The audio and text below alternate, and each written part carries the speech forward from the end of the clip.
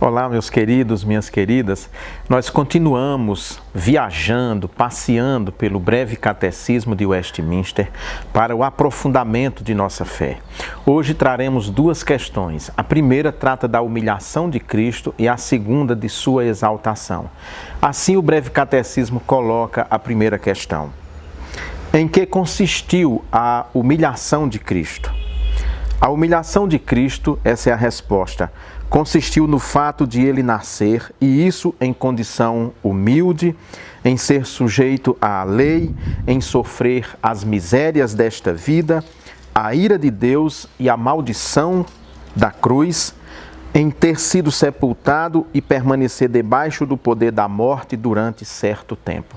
O Senhor Jesus, aliás, esse é um dos problemas pelos quais os judeus não veem em Jesus Cristo, em Jesus de Nazaré, o Cristo, o Messias, é porque eles imaginavam que o Messias viria já nessa sua vinda em esplendor e glória, seria da descendência de Davi, como de fato é o Senhor Jesus Cristo, mas nasceria já de uma família rica, poderosa. É essa a imagem também que os magos têm, quando eles veem a estrela no Oriente e seguem a estrela, eles vão procurar Jesus no palácio de Herodes. Foi aqui que nasceu o rei dos judeus. Ninguém imaginava que o rei dos judeus fosse nascer de uma família simples, pobre, humilde. A família de Nazaré era uma família muito simples e mal tinha recursos para viver. Era como muitas famílias brasileiras, por exemplo, no interior e nas capitais, que vivem nas periferias. Os judeus, quando nascia um filho, com 8 dias eles iam ao templo para dedicar aquele filho e levavam oferta. Essa oferta era de acordo com a sua condição social. Os evangelhos, Lucas principalmente, registra que Maria e José levaram uma pombinha, uma rolinha. Essa era a oferta destinada aos pobres, aos que não tinham nada, aos humildes. O Senhor Jesus, então, nasce, embora filho de Deus, embora o próprio Deus, nasce no seio de uma família pobre, humilde e 100% homem, conforme nós já afirmamos aqui tantas vezes. Então o Senhor Jesus Cristo estava sujeito à condição humana, exceto no pecado, mas ele estava sujeito às mesmas enfermidades, por exemplo, que nós estamos. Ele sentia dor de cabeça, febre, gripe, quando se machucava, sentia dor, chorava, teve cólicas estomacais, dor de ouvido. Tudo isso que nós humanos sentimos e passamos, o Senhor Jesus Cristo passou. O Senhor Jesus Cristo sofreu. Quando Lázaro morre, o texto diz que ele sofreu, que ele chorou. Então, ele sofria como nós sofremos, ele sentia dor como nós sentimos. E aí, ele foi julgado, condenado, torturado e morto. O Senhor Jesus sofreu com aqueles cravos. O Senhor Jesus Cristo padeceu apanhando dos policiais, digamos assim, a serviço do templo e a serviço do Império Romano. Ele foi torturado, como tantos são torturados mundo afora. O Senhor Jesus Cristo foi torturado e sofreu com a tortura, padeceu, foi levado publicamente como um bandido, como um fora da lei, julgado, escarnecido publicamente, humilhado. Tudo isso é o estado de humilhação do Senhor Jesus Cristo.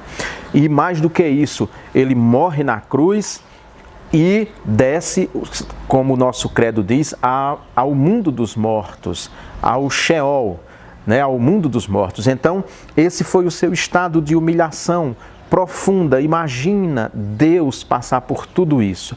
O mesmo Deus que criou todo o universo, todo o cosmos, a própria vida.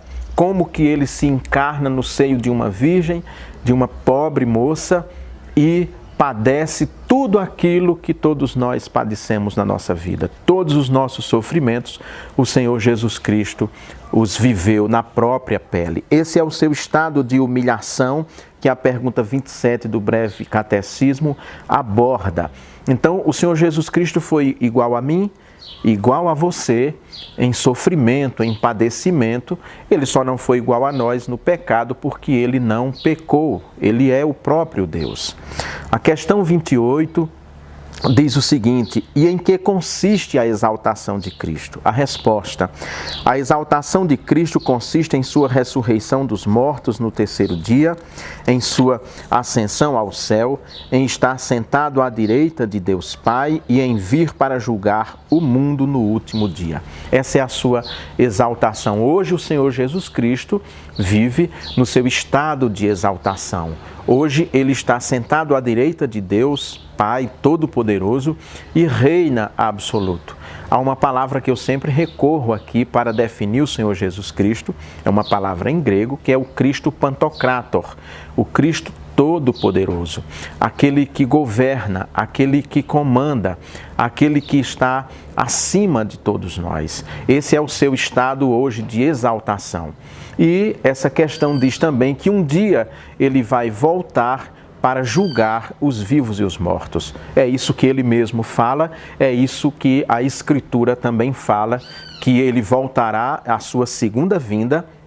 Ele vem para julgar os vivos e os mortos, aí sim, como rei, como governante todo-poderoso, e não mais naquele seu estado de humilhação, como ele viveu aqui na terra.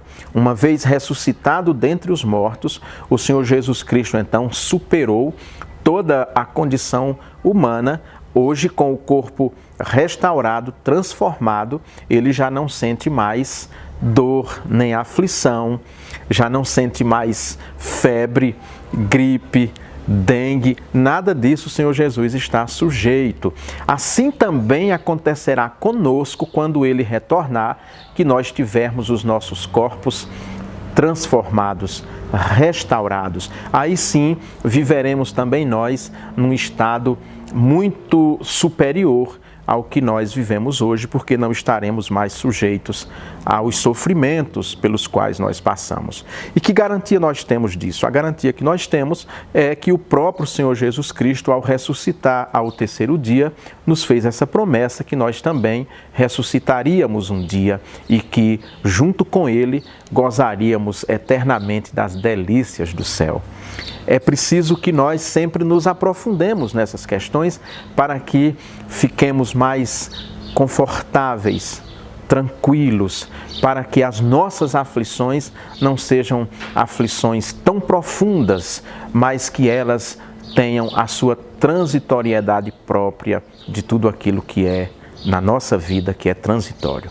Se você gostou deste bate-papo sobre essas duas questões do breve catecismo, por favor, curta, comente e compartilhe para que outras pessoas também possam aprofundar os seus conhecimentos na fé cristã. Um grande abraço e que Deus o abençoe.